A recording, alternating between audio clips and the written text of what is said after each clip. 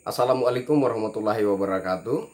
Salam sejahtera, shalom, Om Swastiastu, Namo Buddhaya, salam kebajikan, salam NKRI. Ini kelanjutan dari video saya terkait Ustadz Yahya Waloni. Sebelumnya saya posting terkait Ustadz Yahya Waloni ini di Facebook, di fanspage pribadi saya. Ada saudara-saudara yang komen ya, saudara-saudara yang pro Ustadz Yahya Waloni maksud saya ya. Ada yang komen katanya hingga saat ini belum ada orang yang mampu ngalahin Ustadz Yahya Waloni kalau berdebat. Saya kira itu keliru fatal ya, keliru fatal karena setahu saya sampai sekarang Ustadz Yahya Waloni itu ya, dia sering nantangin orang debat, tapi ketika dihubungi untuk debat via telepon dia malah maki-maki orang gitu loh. Dia yang nantangin orang di publik, tapi ketika dihubungi via telepon menjawab tantangan beliau, dianya malah maki-maki orang yang menjawab tantangan dia tersebut gitu ya. Saya secara pribadi saja, saya merasa untuk debat dengan Yahya Waloni itu kecil sekali ya. Saya sekelas rakyat jelata seperti saya ini untuk berdebat dengan Pak Yahya Waloni itu hanya secuil seujung kuku saya gitu ya. Bukan berarti saya suka debat, tidak, saya tidak suka debat. Saya sama sekali tidak suka debat terkait akidah atau keyakinan atau kepercayaan atau iman atau agama. Saya tidak suka debat soal itu. Kenapa? Karena saya baca di beberapa artikel dan saya juga melihat video dari Habib Quraisy Shihab, ya memang secara kesahihan ya Habibnya beliau itu tidak diakui ya, karena beliau tidak melakukan pemenuhan syarat untuk diakui sebagai Habib, tapi melihat dari marganya ya membuktikan bahwa ada garis keturunan dari Nabi dan dia layak untuk saya sebut Habib.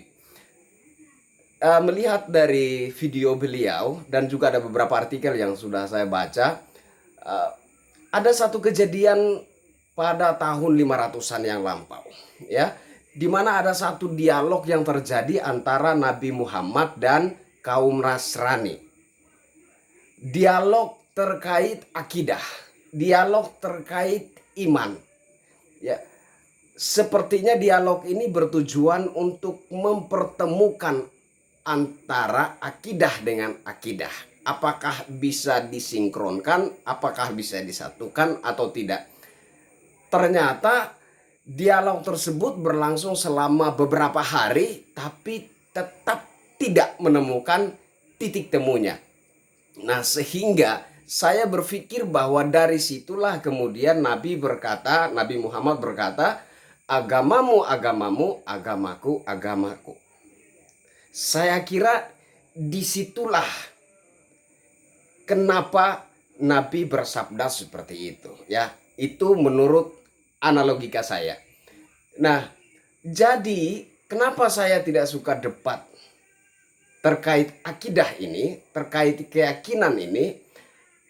Mohon maaf, menurut saya orang yang suka debat, apalagi seperti Ustadz Yahya Waloni ini yang suka nantangin orang debat, kemudian ketika dihubungi via telepon menjawab tantangannya dia malah maki-maki, itu ilmunya itu secuil seujung kuku saja menurut saya. Orang yang suka debat agama, orang yang suka debat terkait akidah, menurut saya itu ilmunya secuil. Entah dia itu haji, entah dia itu ustadz, entah dia itu pendeta, entah dia itu penginjil atau siapapun. Menurut saya orang yang suka berdebat terkait akidah adalah orang yang belum dalam ilmunya. Ilmunya hanya secuil. Kenapa? Saya bicara dari sisi Islam dulu ya. Seperti yang sudah saya singgung tadi, bahwa pada tahun 500-an yang lampau terjadi dialog antara Nabi Muhammad dengan kaum Nasrani terkait akidah. Dialog ini berlangsung selama berhari-hari tetapi tidak menemukan titik temunya. Pertanyaan saya, Kalau sekelas Nabi Muhammad saja berdialog dengan kaum Nasrani tidak menemukan titik temunya, apakah Anda merasa lebih hebat dari Nabi Muhammad? Jawab pertanyaan saya. Kalau Anda merasa lebih hebat dari Nabi Muhammad, maksud saya, kalau Anda itu merasa hebat untuk berdebat terkait agama dan merasa dirimu paling benar dan apa yang kau pahami itu lebih benar, saya kira lebih afdol kalau Anda juga sekaligus mengaku bahwa diri Anda itu lebih hebat dari Nabi Muhammad. Kalau Anda tidak mengaku bahwa dirimu lebih hebat dari Nabi Muhammad, berarti Anda pendusta. Gitu. Berarti Anda pendusta. Kenapa? Karena Nabi Muhammad itu adalah panutan utama di dalam Islam.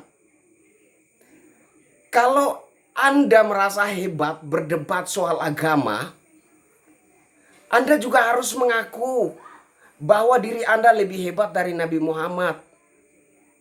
Karena Nabi Muhammad saja melakukan dialog dengan kaum Nasrani terkait akidah selama berhari-hari tidak menemukan titik temunya. Apalagi Anda. Gitu.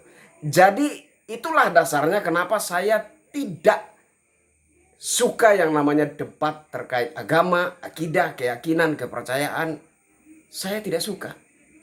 Gitu. Dan saya tidak mau. Tapi ada satu hal yang luar biasa yang ingin saya sampaikan kepada saudara-saudara sebangsa dan setanah air. Bahwa ratusan tahun kemudian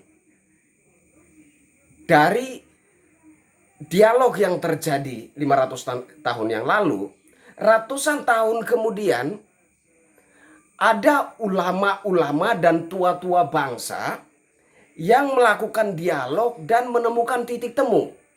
Dan hebatnya itu terjadi di Indonesia.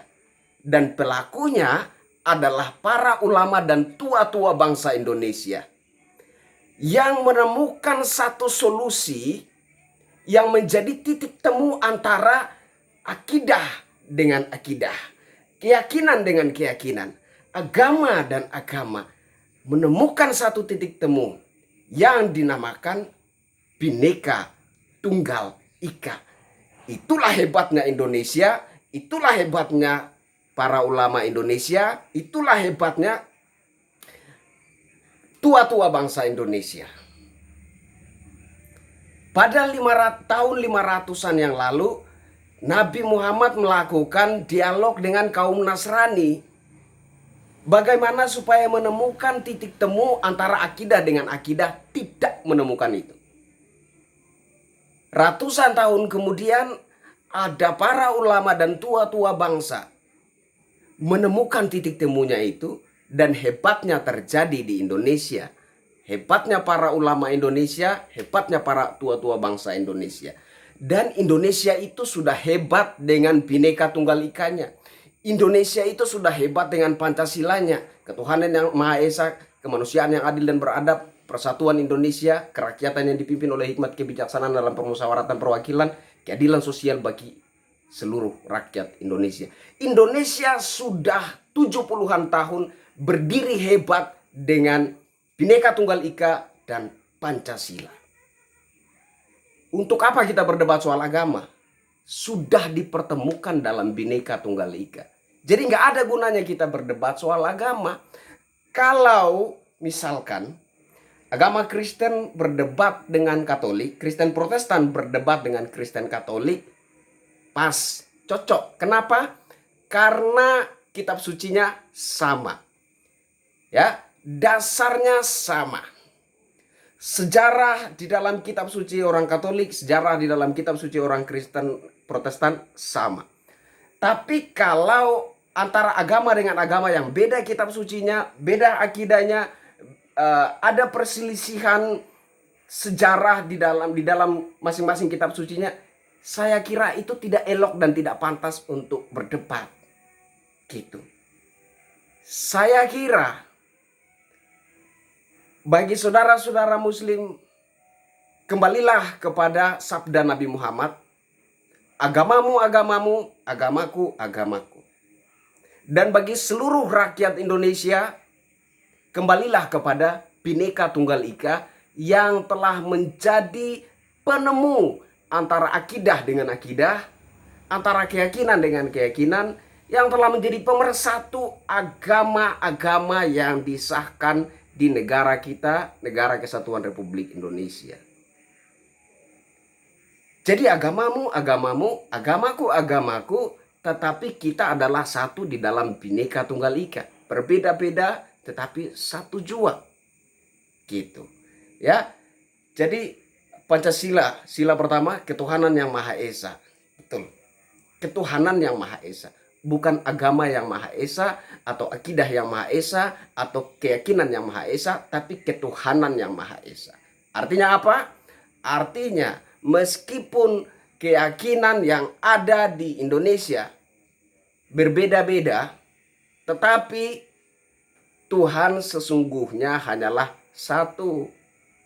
Silahkanlah beriman dan bertakwa dengan sepenuh hati kepada Tuhan menurut iman dan keyakinanmu masing-masing, dan jangan suka membenturkan akidah dengan akidah, karena sudah fix, sudah selesai bahwa antara akidah dengan akidah sudah dipertemukan di dalam Bhinneka Tunggal Ika. Saya Kristianto Yen Oni, sampai ketemu lagi dengan saya. Wassalamualaikum warahmatullahi wabarakatuh. Salam sejahtera, shalom, om santi santi, santi om, namo buddhaya. Salam NKRI. Merdeka!